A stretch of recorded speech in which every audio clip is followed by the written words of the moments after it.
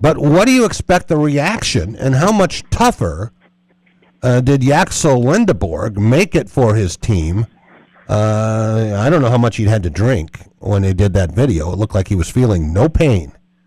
Yeah. But this was several months ago, I'm told, and then it resurfaces at a very unfortunate time.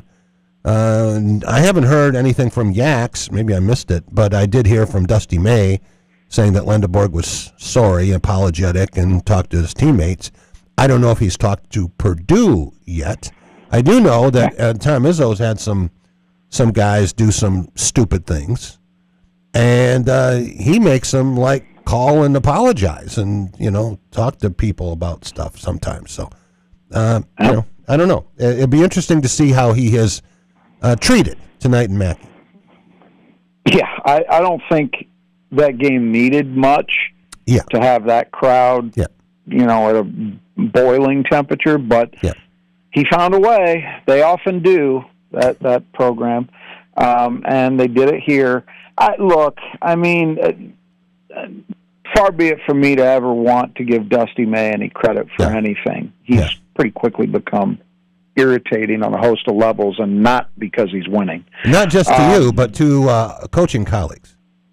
Oh, I heard from somebody who was in Madison who would have reason to know, who said they were told 17 out of 18 Big Ten coaches don't like Dusty May.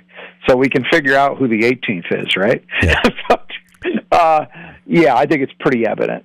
But one thing he said that I think is true is, when the media or fans, we build this stuff up, Purdue's players were already going to want to win this game very badly. You say, how much of a difference does something like that make? Yeah.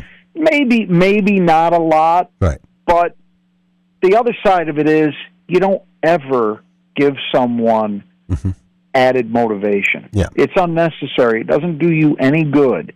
I would also criticize this part of it. It was something you didn't mention, but we've seen from Tom Izzo as well. He's always, I think, emphasized that part of the job is giving his guys media training, right? Players this, open locker room policy, all of that stuff. Guys come out of Michigan State having experienced how you handle media. I don't know if it does you any good to not put a guy, especially a guy who presumably is going to be in the NBA next year. Yeah. You don't make him answer to this?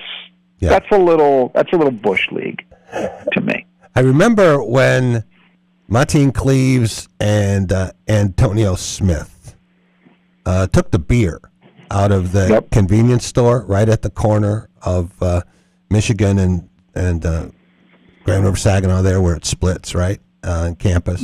And it was 2:00, and they'd just gotten back from a game, I think. And they were there, and they were going to pay for the beer. It wasn't like they were trying to steal it, but they were told that it was too late. They'd missed the cutoff. They couldn't sell it, state law, right? And so they didn't like that rule interpretation. And so, they got their beer, but they also had to have a press conference answering all the questions about it with their moms in the back of the room. Right. That's what I mean. What you talk about doing right by these kids, and he seems to have had his coach, that is, seems to have had a sore spot about the accusation of his program being filled with mercenaries and all that stuff. Okay, well, this is an example where you could show what you're actually teaching, what you're actually providing for those kids, and I think it was a failure on that basis.